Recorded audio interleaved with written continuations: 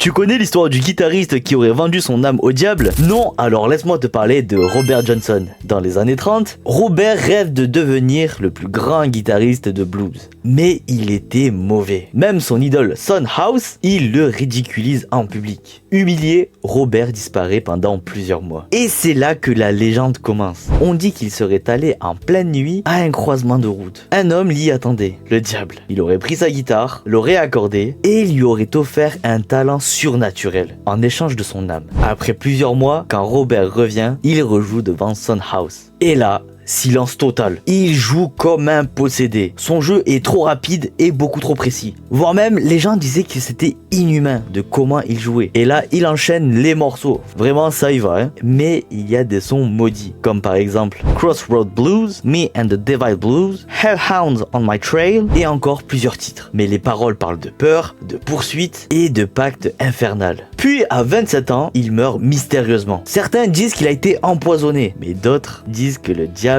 est venu le chercher. Il est venu récupérer ce qui lui devait. Et c'est comme ça que la légende de Robert Johnson est née. Mais il faut savoir aussi quelque chose, c'est qu'il est mort à 27 ans. Et c'est le premier membre du club des 27. Bon, pour toutes les personnes qui ne savent pas ce qu'est le club des 27, si vous voulez, j'en ferai une vidéo. Mais les gens se demandent vraiment s'il a pactisé avec le diable ou bien si c'est parce qu'il s'est entraîné vraiment dur qu'il a réussi à faire tout ça. Ça, on ne le saura jamais. Enfin bref, dis-moi dans les commentaires si t'as aimé ou pas cette histoire de Robert Johnson. Si t'as aimé, dis-le moi dans les commentaires. Et si tu ne l'as pas aimé, dis-le moi aussi dans les commentaires. Je veux connaître ton avis mon gars, parce que c'est un nouveau format.